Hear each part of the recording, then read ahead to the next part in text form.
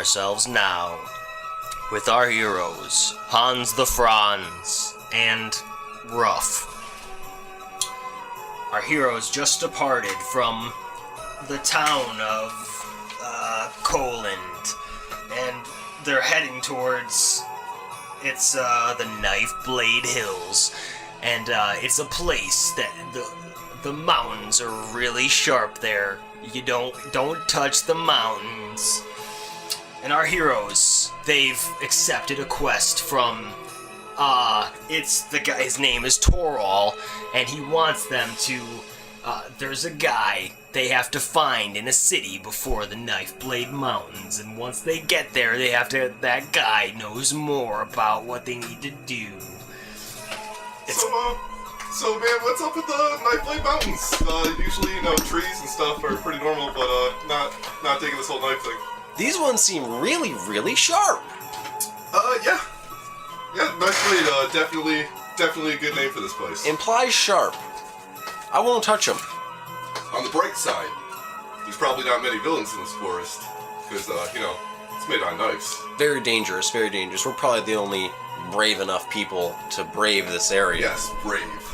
Very We are brave. incredibly brave. This is not foolhardy or in any way stupid. Our heroes discussing their plan and their bravery. There's a guy in a hut about 500 feet ahead of them that they see, and he's just standing there. Hey, check it out, man. There's somebody as brave as us. Ruff, I see that hut over there. We need to go investigate. Maybe this guy is brave just like us. You guys want to take a look at his hut? I want to take a look at his hut, Ruff. So, yeah, I guess we're just gonna walk up to his hut. Eh? As the heroes approach the hut, they notice that it's crafted in a very special way. It's crafted out of Knifeblade rocks, and it's protective for the guy. Do you notice how formidable this building looks, Ruff? Well, I mean, yeah. Once again, I guess you build with what you got in the forest. He must be a really, really good builder to have used this material on his home. As our heroes approach this guy who's outside of his hut, he starts waving them down excitedly.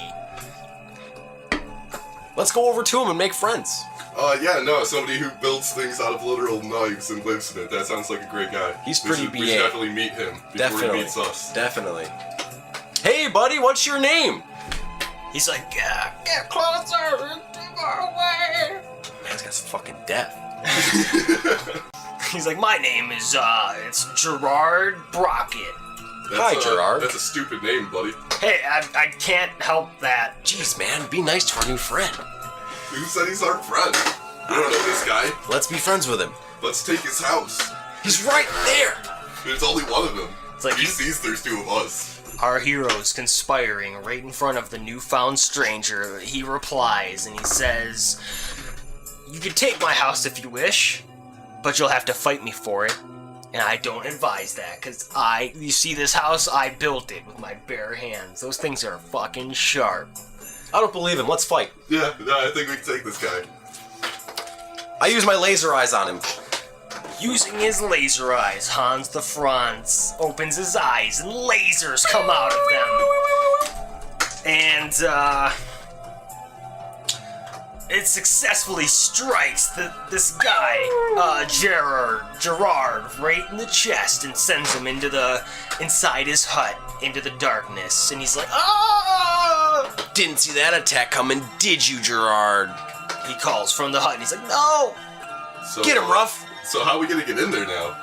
Well, the door seems to be open, so we could just walk right on in, I reckon. I don't know, it sounds like a trap, man.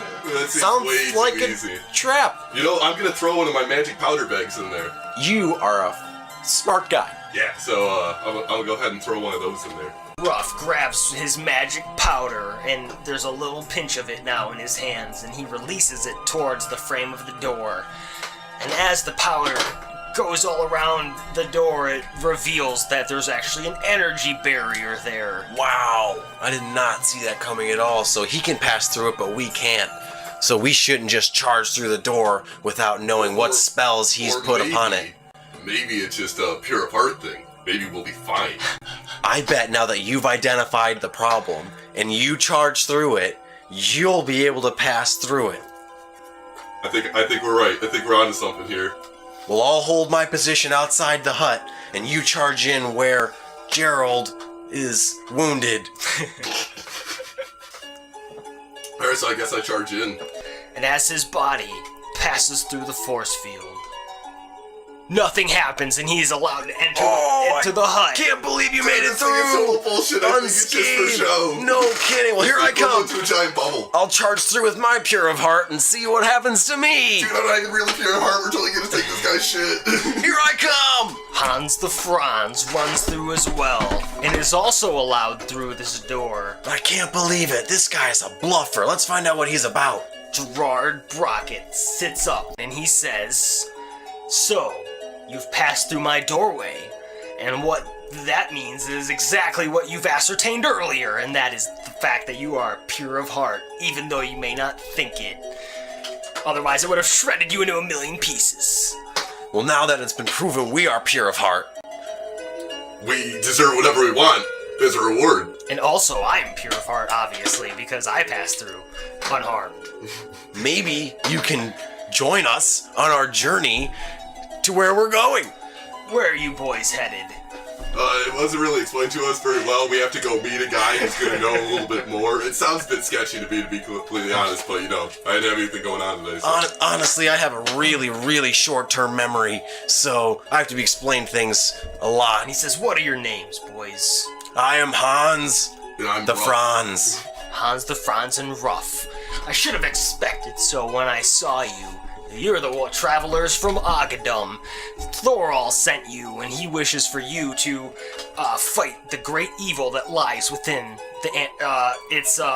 We're in the place that we're in. It's so useful you're so knowledgeable, because we can definitely use you on our quest to keep us informed on what we should do and to, stay on the general track. The Knifeblade Are you Mountains. fucking with him? We need a dummy. Gerard says, Thorol has informed me that the great Arthur Whittington lies deep within the Knifeblade Mountains, and he's keeping within his hold Robert Piper. He's the great healer of the town of Ogdom, and without him, many will fall to the evils of Slade Aylesworth. There's so much plot in that. We need to focus on one thing at a time. Things just got a lot more important than I- it started with go meet a guy. I think we need to rescue this healer. That's what I got out of what I heard there. That's correct, boys, because the other fish are too big to fry for now. But if we can go, then we will free Robert Piper, and the Piper will bite the pickle of peppers on the way to the John. I am so inspired now. I will follow you and handle whatever missions lay before us. Like, don't worry about the planning. I'll take care of all that. You boys just follow me. Consider Hans Franz, the gnome druid, at your disposal.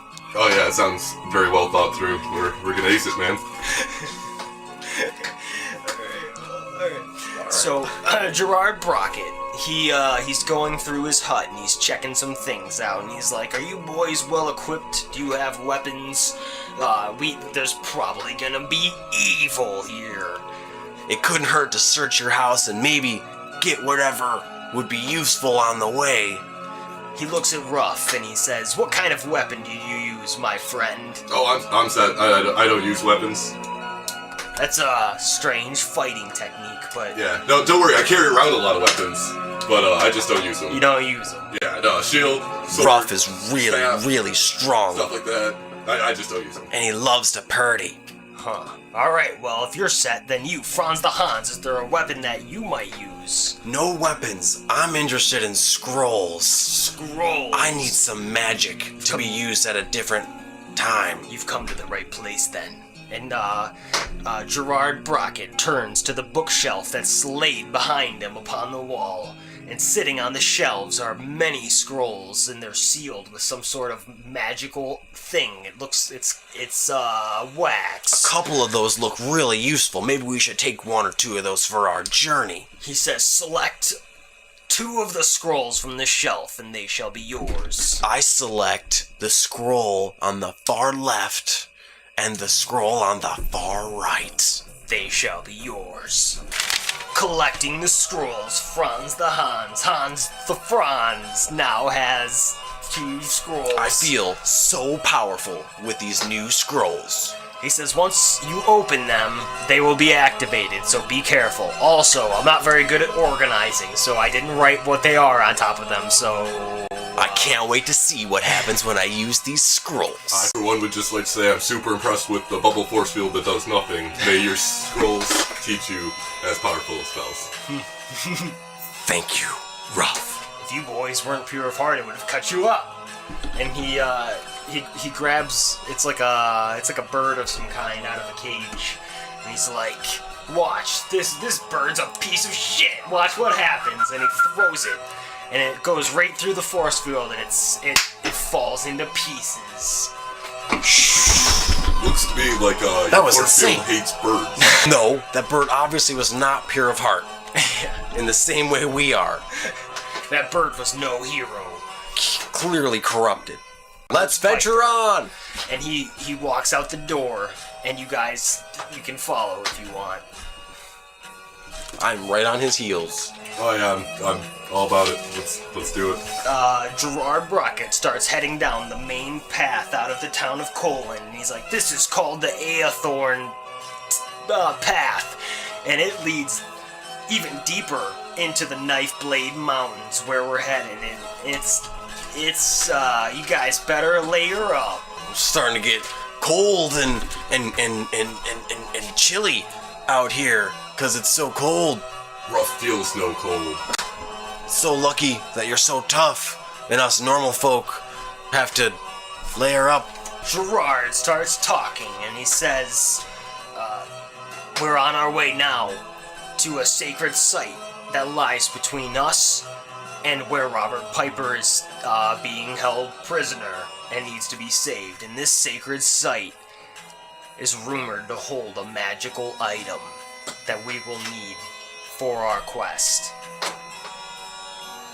I wonder which item we'll need.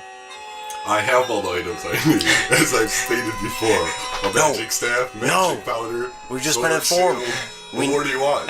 We need what could we need? We need a new item. I don't even need this stuff. We need a new item to save the healer. I carry this stuff around at this point just for the weight, to be honest with you.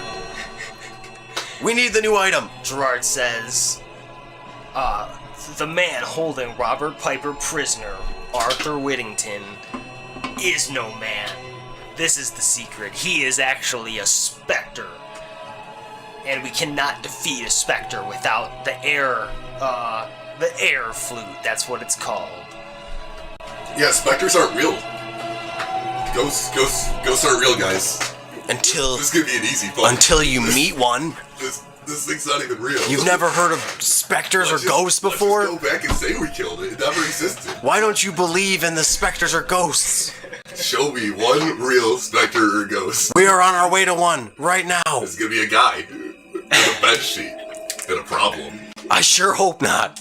And Gerard says, you, my friend, I understand your skepticism, for even myself have living in Colin my whole life have never seen a specter until Arthur Whittington. For you see, he captured Robert Piper, who was actually my brother, and I witnessed the whole event, and he, Arthur Whittington is see-through like a ghost, and like normal things don't hurt him because he's like a ghost. Well, if he's captured your brother, there is a much more emotional stake involved in this than I first thought. I will not have your brother, by extension my brother, captured by this specter that, if you, Ruff, do not believe in, I do. You seem like a true companion, my friend, my new brother, Hans the Franz. Yes. Gerard reaches his hand out to shake yours. And it is done, they shake hands. Brothers. Ruff is... Skeptical. Yeah. Stayed in the corner watching this stuff go down. Guess this is part of the journey. Our heroes now, with their new friend, Gerard, not Butler, but the other one, Brockett, find what Gerard calls the Deep Moor. It's a tiny shrine, probably from some sort of religion or something, and inside of it is rumored it holds the air flute. Air flute. I know exactly what that is. Do you? Yeah. In Mario. Like air flute. Interesting. And you basically skip levels and stuff. It's like the best way to cheat in the game. No kidding. But you gotta be good, because it just puts you farther in the Right. So, This does not have that exact effect, but it is pretty similar in the fact that it's the best way to cheat in the game. So that sounds pretty cool. That actually sounds worth... I don't have that. That sounds worth having. Possibly, Gerard says, and he says, follow me now down into it's a temple, basically. And as our heroes walk down the steps of the stone temple called the Deepmoor Temple, they get down and there's a bunch of tomes, and not tomes, tombs. And they're not books, they're graves. this is so scary. It's frightening. This is definitely where ghosts would live, if ghosts were Yes. real. Yeah, they are real though. Don't you understand? We're being led right to them. Can't you tell with the spooky ominence? Let me ask you this. If Ambiance. you die and your body is next to you, you're just gonna hang out with old Deathhead over there? You're gonna go venture off? How do you know that it's the same body? It might be some new thing entirely. So we're dealing with a super ghost. A super ghost. Even less real than the regular ghosts. Gerard gasps. You know of the super ghost? I only heard about them once in Druid school. What did they teach you in Druid school about the super ghost? Never to talk about them. And out of one of the tombs, the lid creaks off. And, not what you would expect. A body doesn't rise out like a zombie or a corpse or a draugr and like an undead or something. It's a ghost and it floats on out. Oh my god, it's a ghost! I told you they were real! What do you say to that? It's something else. Unconvinced. Yeah, I'm convinced. Unconvinced. And the ghost is like, ooh, I'm a specter. So, what exactly can specters do? Bet you can't touch stuff? I'll show you what specters can do. I'm out of here. I'm going to hide behind a gravestone. And the way up is sealed, crushing with the door. And he says, You've entered my domain. And for what? Well, tell him, Ruff. You don't believe in him. You talk to him. We want that whistle, man. You aren't using it, you're dead. There's no whistle here, but there is an air flute that I have seen. Air flute whistle, you know what I want. Give me it. I can't give it to you, for it has power over me, and if I were to do that, then you could, do stuff. So, it sounds like this guy's not a threat at all. The whistle's controlling him. Let's just go grab the whistle. Where's it And at? then we control him. you guys want to look around? Let's look around for the whistle. Let's find that whistle. I bet we'll find it. Our heroes scanning the room. Upon one of the walls, it's like, you know, where it's like, you know, break in case of emergency. There's the whistle right inside of it. Oh, wow, man. I can't believe we didn't see that as soon as we walked in. Can you see that, Ruff? I can't believe that. Why are we even talking to this guy? Let's just go grab the whistle. Let's run right over to it and smash it. I bet you could punch right through it. Yeah, I'm not gonna waste one of my weapons on this one. I'm just gonna go ahead and punch him. I'm suddenly not afraid of this specter anymore. Let's go get it. And the specter's like, I'll show you fear in a grain of sand. That's not T.S. Eliot. I wrote that. and he runs, well, floats at you very dramatically, and he spreads open and launches at you with a giant, fierce-looking mouth and tries to consume you both. I quickly hide behind Ruff. I stand my ground. I don't even know what to do here. This was weird rolling. Alright, so the specter approaches, and as he's about to consume you within it, the disbelief and skepticism from Ruff actually holds back the specter's abilities, and he can't hurt him. See, man, it's just like the movie Ghost. That guy couldn't even make a pot. In this opportunity, let's break the glass, use the flute, and command him. No wonder he can't get to the flute. He can't do anything. He's useless. All talk. Our heroes run straight through the specter and onto the wall, and Ruff, using his patented Mega Fist ability, punches through with swollen fists and secures the air flute. Sweet. Let's Good keep job. this journey on out of here. I don't want to walk back through the Blade Forest. Let's head on back. Maybe we should play the flute some. Yeah, I'm trying. Play flutes. Pass it to me, I'll play the flute. Alright, here you go, man. Activating the air flute's abilities. The Spectre is frozen in time and space, and he actually becomes solid like a stone. Like it's like a reverse gargoyle or something. It's so perfect that you use your muscle to break it open and I use my musical skill to play it and trap him. That's why we're such a good team. I mean, I don't really see why we just did that, man. I thought we were teleporting out of here, and we ended up killing the ghost. He really wasn't harming anybody. Yeah, well, adventures are strange like that, aren't they? So I guess we learned something today? No, we didn't. That's how I feel. Our adventurers, with no lessons at all, take the air flute, and Gerard, who had sat aside for that whole battle, is like, wow. And he follows our heroes outside of the tomb with their newfound, it's the air flute. Hey, Gerard, thanks for all the help out there. Couldn't have done it without you, man. I mean, really holding the team together. Yeah, it's a good thing your intellect is what brings this team together, because it's certainly not your skill in battle.